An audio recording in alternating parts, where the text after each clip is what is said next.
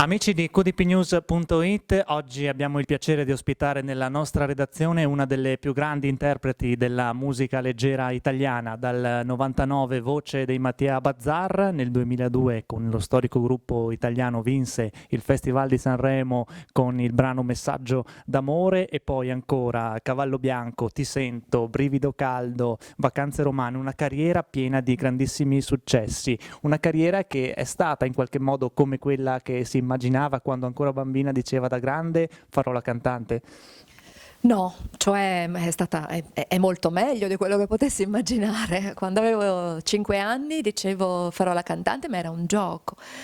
Una delle cose che ha caratterizzato tutto il mio percorso in realtà è che mi piace raccontare come esperienza personale ai giovani che si avvicinano a questo mondo il fatto che io sono stata una bambina di timidezza straordinaria, per cui a un certo punto, sì, prima ho detto solennemente farò la cantante, ma poi ho chiuso tutti fuori e solo più tardi, attraverso proprio l'ascolto delle voci femminili, delle italiane e straniere, sono riuscita a vincerla questa timidezza e a salire sui miei primi palcoscenici fino ad arrivare anche al palcoscenico del Teatro Ariston di Sanremo, alla vittoria. Poi la vita di un artista è sempre fatta di alti e bassi, ci sono momenti di grande apice e altri nei quali invece ti godi la tua assoluta normalità.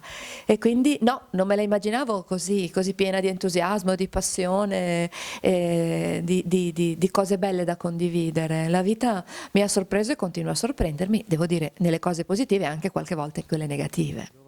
C'è ancora spazio per il successo in questo mondo pieno di talent e di personaggi musicali che nascono a destra e a manca, secondo lei?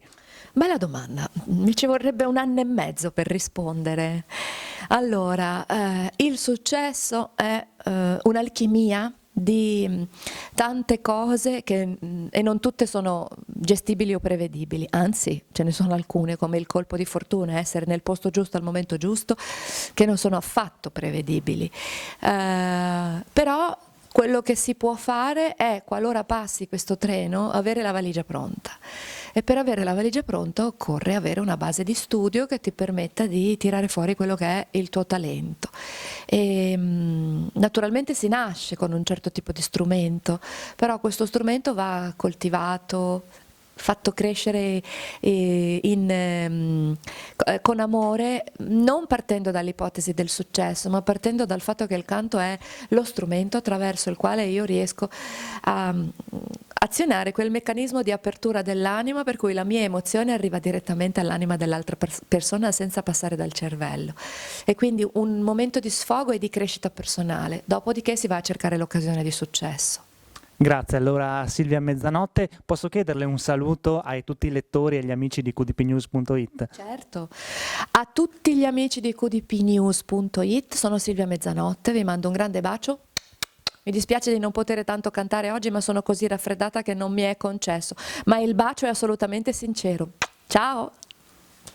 Ecco, la giornata di oggi avrà una particolarità, c'è Silvia Mezzanotte che propone questo master vocale di canto a tutti gli allievi della scuola San Giuseppe. Com'è nata questa iniziativa? Quello che mi piace fare è il portare in zone come le nostre, che non sono Milano o Roma, degli artisti che normalmente non vengono facilmente in questi posti, a meno che non sia in occasione di qualche concerto, e soprattutto dare l'occasione a questi ragazzi di conoscerli da vicino e di capire che per essere anche grandi artisti bisogna essere anche umili, prima di tutto. E Silvia Mezzanotte si è dimostrata una grande artista anche in questo, se non sbaglio. Sicuramente, bravissima insegnante, la vorrei tanto come insegnante, perché gli ho detto prima ti copio, ho già preso appunti, e ha trasmesso tantissimo questa mattinata ai ragazzi, sono tutti entusiasti e adesso vediamo la seconda puntata, dalle 3 di oggi pomeriggio vedremo la seconda puntata.